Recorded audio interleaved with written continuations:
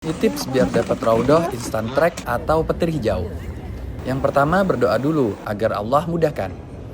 Selanjutnya kita pantau dulu jam yang tersedia. Nah, misalnya kita ngincar di jam 9, berarti kita bookingnya 2 jam sebelumnya, atau jam 7. Kalau jam 9.20 berarti bookingnya 7.20.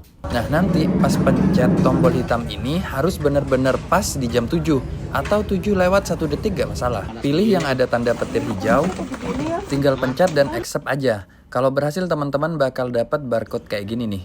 Semoga Allah mudahkan. Barakallahu fikum.